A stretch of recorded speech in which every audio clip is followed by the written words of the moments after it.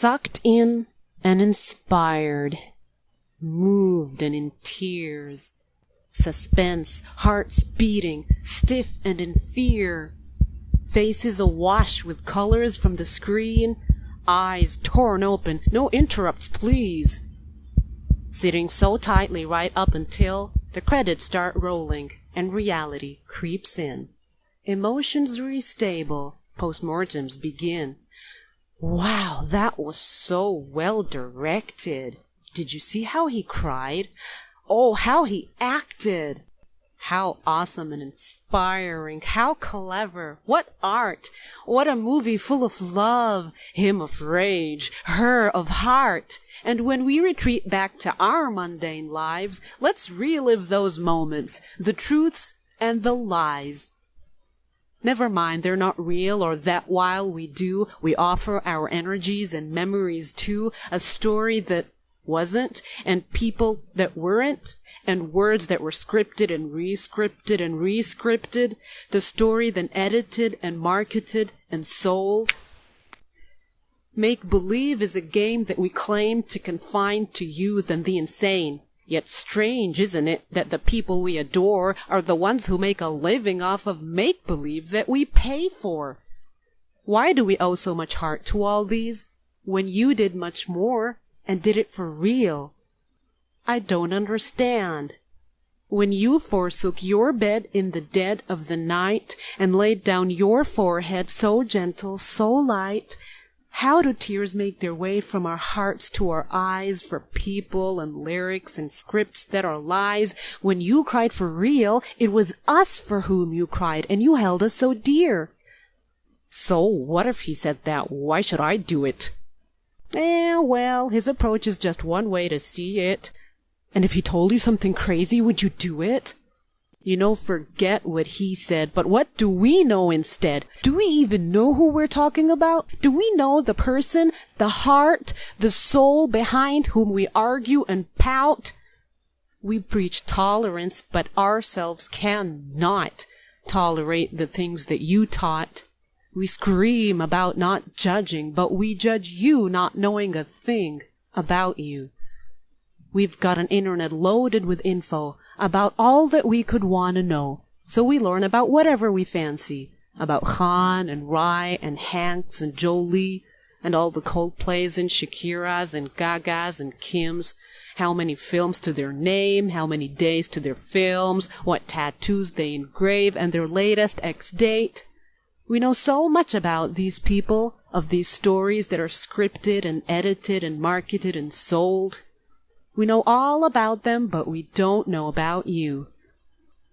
When you staggered away on a dreary day, alone, unarmed, your feet weary, when they stoned you and cornered you, but you said not a word in return of their unwarranted fury, when you sank to the floor and bit by bit then you tore your shoes off your bloodied feet, when you spent silent hours in the cave of Thawr and assassins above shuffled by, when you held the small body of your dying son and as tears wet your face you whispered goodbye, when you trembled and asked for the comfort of your dear wife, when she warmed you, when she died and your eyes became wet as you beheld her necklace years later, when you called out her name though she was no longer with you because you missed her, when your pregnant daughter lost her baby to their violence, when they hacked at the liver of your dead uncle and the streets that you traced were overthrown with waste,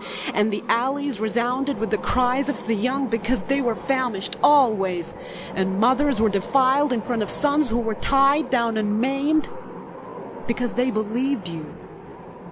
More than 10 years of pain later, when you returned, a rightful king but too aware of your king to burn your inflictors with torment which would be fair, when they cowered before your power, but you declared an unprecedented reign of mercy and said, "Go, you're free."